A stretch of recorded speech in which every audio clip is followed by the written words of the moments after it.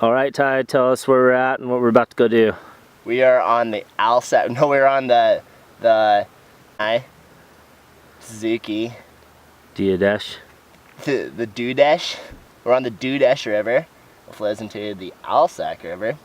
We're about to go battle frostbite, bears, mosquitoes, a gorge that might go too big. Basically, we're doing some wilderness expeditionings. Definitely a little nervous for this one. Got too much stuff as usual, and freaking hyped as all hell. It's gonna be awesome, but we might be eaten by bears, which sucks. But it's gonna be tight.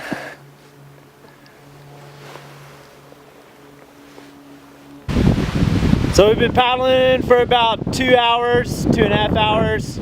We've had anywhere from 30 to 40 mile an hour headwinds and about 1.5 to 2 foot waves.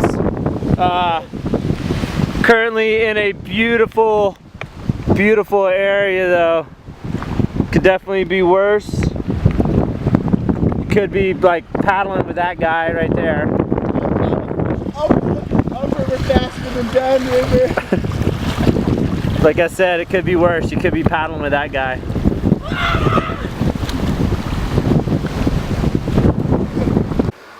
All right, Tyler, how was that? Oh man, hardest kayaking I think I've ever done. It is so windy out there. There's like, not only are there white caps, but there's waves like this tall, freaking crashing over you. You're freaking trying to paddle, you can't see. Probably went like 1 mile an hour for the last like 2 hours, so 2 miles in. We're gonna go check the map, and hopefully we're making a little bit more progress than I'm thinking. But if you look out this way, it's like ominous storms brewing, dust clouds. Looks like the wind's gonna keep going for a while. Brutal. Here we are in the great state of Alaska.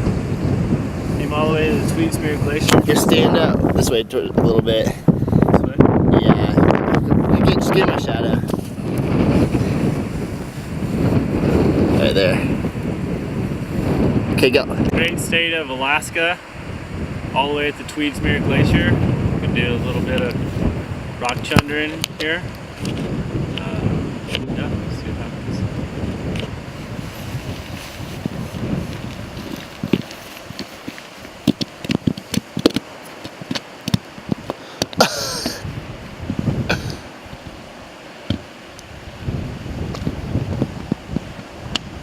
Ooh, yeah.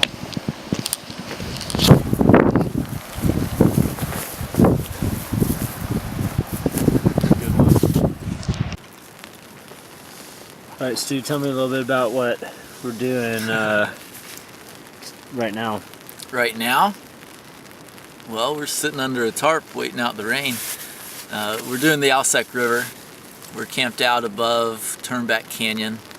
It's, what is today? Wednesday, September 17th.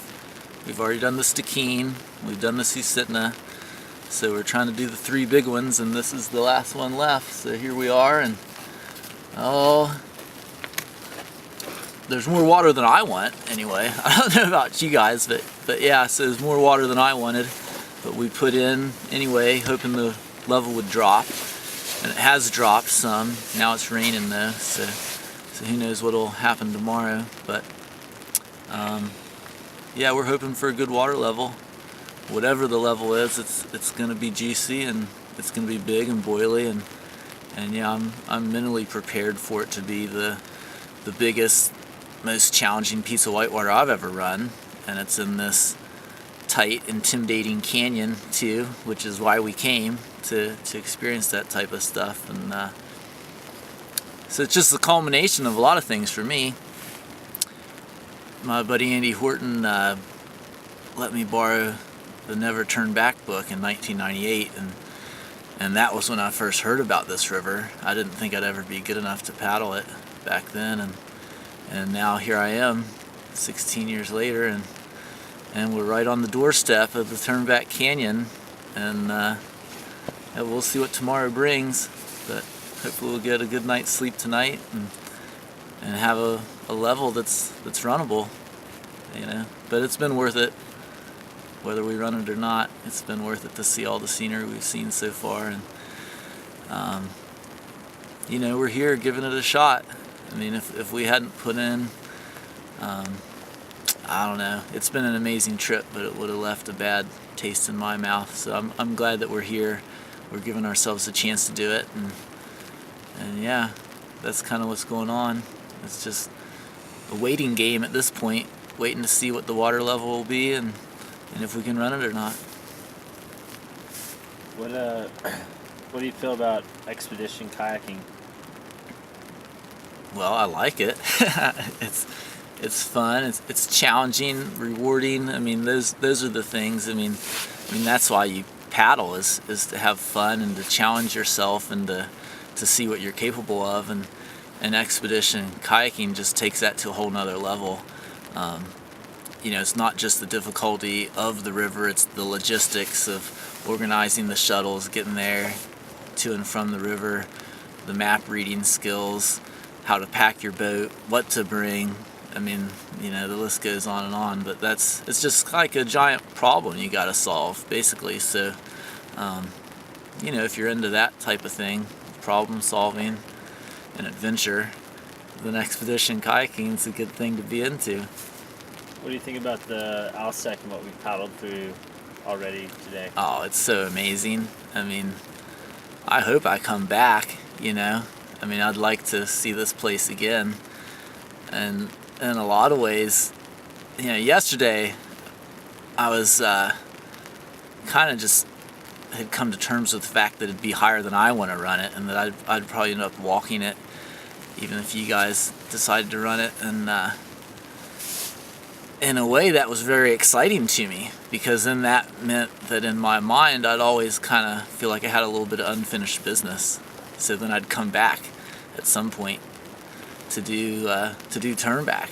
And but today the river dropped some, and that started to raise my hopes. Oh, maybe I can run it. But whether we do or not, I'm going to be back regardless, is what I've decided. I mean, this is such a spectacular place. I want to see it again at least once in my life, if not more than once. So yeah, I mean, it's to me kind of just the culmination of all the kayaking I've done in the last 21 years. I mean, every single stroke I've taken, every river I've done has helped prepare me for this moment and this river. And here we are, we're doing it. Tell me a little bit about the Triple Crown and what that entails. Well, it entails 3 of the biggest volume whitewater rivers in North America and 3 of the most remote places on this continent. And I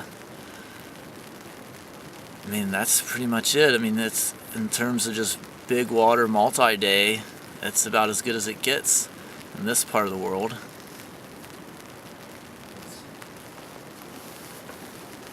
Tyler, you want to switch out here? All right, Tyler, tell me what we're preparing for tomorrow. We are preparing for a gorge on the Alsek called Turnback Canyon. Huge glacier coming in basically on one side, huge rock face on the other. I'm not really sure what we're getting into. We'll see. What are some of your thoughts right now about tomorrow? Thoughts? Well, I think you guys are all a bunch of pussies. I think I could use a couple more feet of water in there. Want it nice and big, nice and juicy. It's pretty low in my book, but we'll see. But for real though, I'm scared as shit right now. We'll see. I'm freaking pretty nervous. We have a water stick. I call it the stick of death. It's over there. Tomorrow morning we'll be determining. It's not really a stick of death. Stick of the portage, I should call it. We have a huge portage if we don't run it. I'm a pretty soft person. My shoulders get sore if I carry my kayak too far. It's a lot of portaging ahead of us. But we got whiskey drink. We got vodka drink. We got smokes. We got, I have soul music playing in my head at all times. So, should be good. What would you say is one of the most important pieces of gear for expedition kayaking? Good question. One of the most important pieces of gear I have used. Ooh. Let me think about that for a second.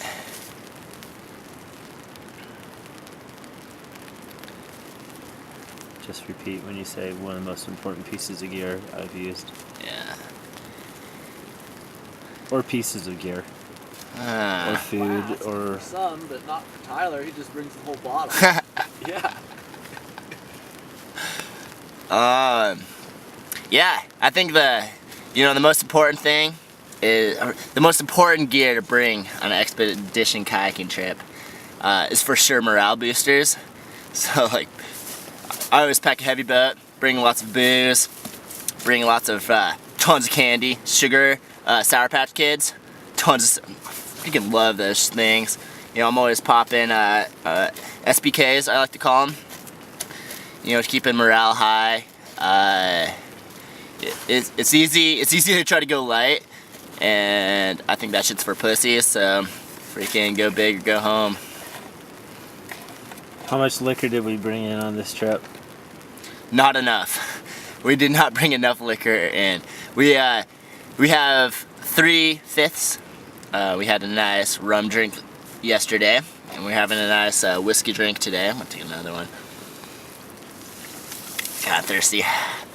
Then we have a vodka drink tomorrow, and I wish we had a tequila drink later on and a brandy drink, but we don't. So the most important gear part of kayaking that we forgot is whiskey, or excuse me, brandy and other alcohols. What do you think about expedition kayaking? Expedition kayaking has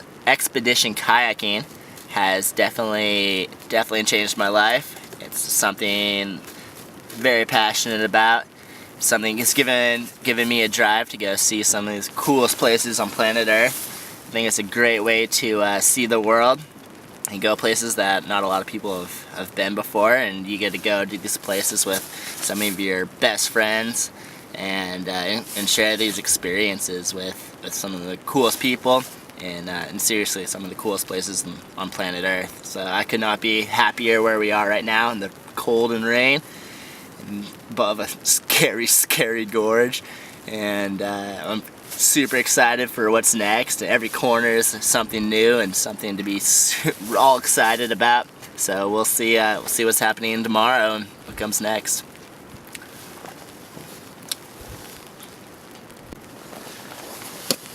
All right. Where are we? Right now, we're in the middle of fucking nowhere. We've gone through the Yukon.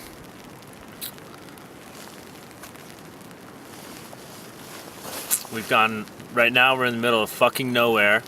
We've gone through the Yukon, about to cross over into BC, and then into Alaska.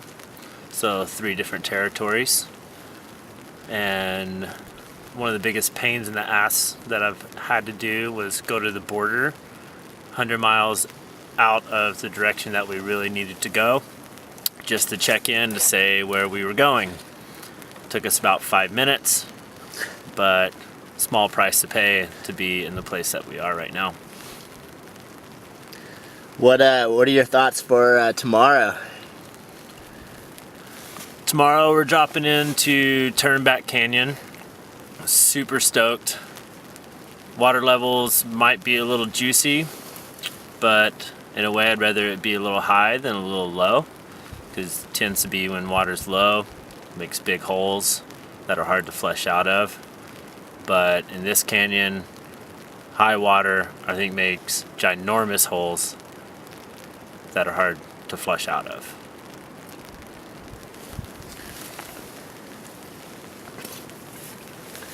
What are your thoughts on expedition kayaking? Expedition kayaking has brought me to places that I've only dreamed of and have only heard of and read of in books.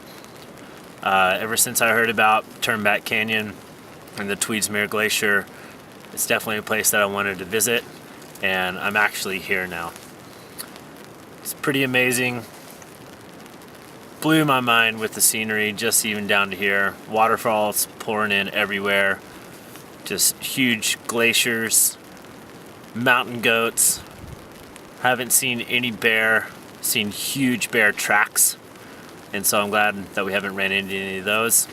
Seems like we're doing the right things though to keep the bears out, like cooking bacon and raw meat, chicken, throwing down fatty on meals before we get down to Turnback Canyon to make sure that we are properly fed by the time we get there.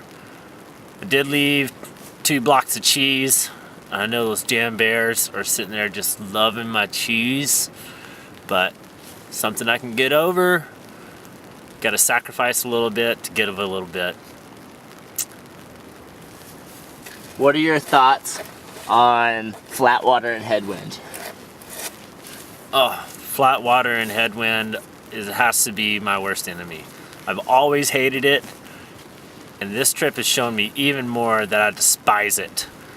Even though we're in these like beautiful glacier lakes, I couldn't help but give the finger to the wind and tell the wind to fuck off. But at the same time, once I got through the flat water, I was able to actually appreciate where we were. I do have major tendonitis right now that I got on the first day, which is awesome. I've been fighting that with hydrocodone, Vicodin, and ibuprofen, lots of ibuprofen. Not going to be able to really do that tomorrow, so I'm just going to have to push through the pain. But if we portage, I'm going to take like 10 of those things before we portage. 10 hydrocodone, Vicodin, some whiskey drank, and then I won't even care about portaging or where we are. But really, portaging is not an option. Everybody knows that, especially with heavy ass boats. So tomorrow we're going to drop into the canyon, we're going to fire it up, and we're going to be stoked and celebrating when we get through, and then we're going to get drunk because I turned 32 on this trip here in just a couple of days. Can't wait. On a scale of 1 to 10, how scared are you for tomorrow? On a scale of 1 to 10 on how scared I am for tomorrow, I would say 6 to 7. Water level's high, but good. But no one's really been in here at this water levels in the past probably 5 to 10 years. Maybe a possibility as long ago as Walt Blackadar did it. And according to Blackadar, at least the gauge during that time, that is one of the highest recorded water levels of this canyon being done. I don't think we're going to have it quite that high. Actually, I hope it's going to be somewhere around 5,000 CFS less than what he had it.